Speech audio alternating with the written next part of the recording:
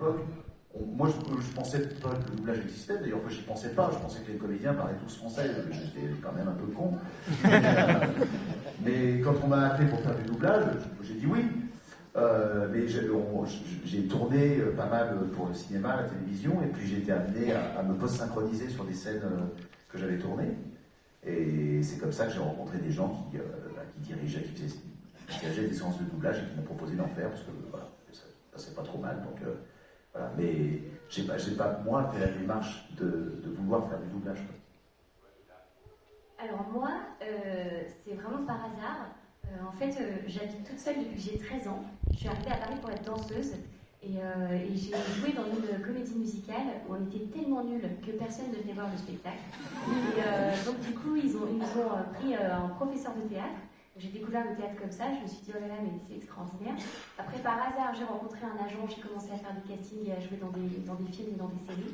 Et en fait, pour avoir le statut d'intermittent du spectacle, il fallait faire un certain nombre d'heures. J'arrivais pas à les faire, j'en faisais quand même pas mal, mais ça suffisait pas. Et un jour, j'ai fait une série où justement, ils ont mal enregistré ma voix. Il y avait des trains qui passaient dans la scène, et donc je suis allée en studio faire du coup de la post-synchro. Ils avaient prévu 40 minutes pour le faire, on l'a fait en 3 minutes. Ils m'ont dit, mais tu fais du doublage? J'ai dit, bah non. J'ai signé le contrat, c'était payé très cher, c'était payé 300 € à l'époque, ma post-synchro, et j'ai fait, oh putain. Je suis sortie, j'ai appelé mon agent, j'ai dit, mais je viens voir que ça fait un cachet de comédien, alors que j'ai travaillé pas très très longtemps. Comment ça se passe? Est-ce que peut-être il y a moyen de, une fois par an, faire du doublage ou un truc pour essayer de m'aider à faire des heures en plus d'être actrice, quoi. Et elle m'a dit, écoute, il n'y a pas d'agent dans le doublage, donc moi je peux pas t'aider, mais je connais une nana qui en fait depuis un moment, elle s'appelle Dorothée Pousséo, et du coup je vais te la présenter.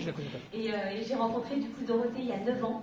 Et toutes les deux, on est devenus meilleures amies. Et le hasard de dingue, c'est qu'en fait, le premier jour où je suis venue en studio pour assister avec Dorothée, il y avait Céline Ronté qui était là et qui cherchait des voix de petites souris pour un dessin animé. J'ai passé les essais et j'ai été choisie, donc j'ai commencé tout de suite à travailler.